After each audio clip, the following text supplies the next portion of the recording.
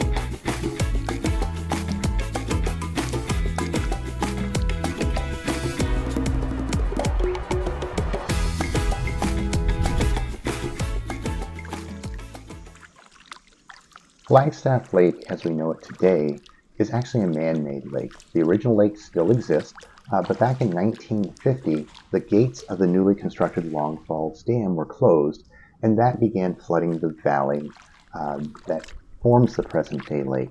Sadly, the towns of Bigelow, Dead River, and Flagstaff actually lie below the surface of the water.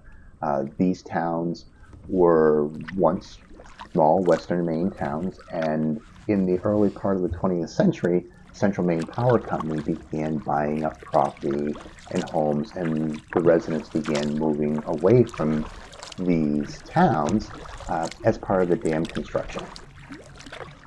And not all people sold off their homes and their property. They were defiant and stayed until the very end, until they had no choice but to leave due to the rising waters. And kind of that tragedy is always in the back of my mind uh, as we're enjoying this, is those lives that were disrupted for that. And I think, you know, no matter where you look in history, there's stories like this, be it the American Indians or other cultures that have been uprooted and stuff. So yeah, it's like just always keep that in mind. It's like what's the story behind what you're seeing today?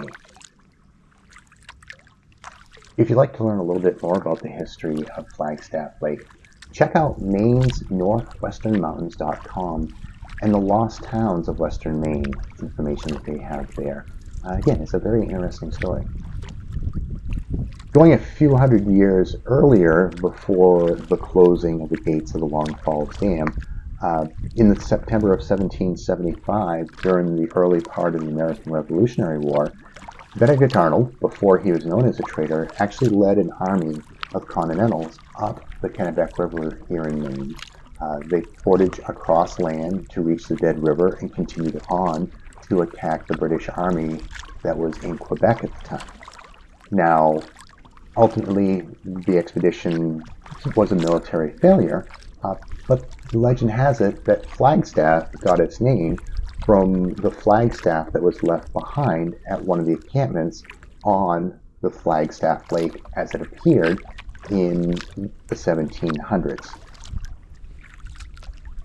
And the story goes that when the Dead River was flooding and the towns had been mostly left behind, uh, the town of Flagstaff wondered what they should do with their flagpole, and one of the residents suggested that they would leave it, as Benedict Arnold had done, and it would be above the lake as a memorial to the life as they knew it that was left behind.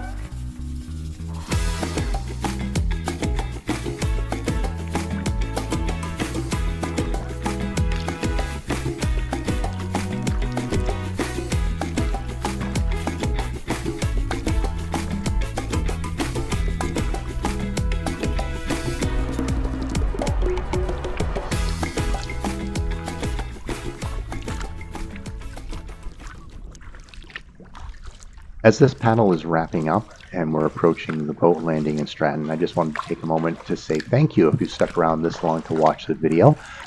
Again, I'm not a professional editor by any means, but I certainly appreciate you sticking around this long. Have a great day, everyone.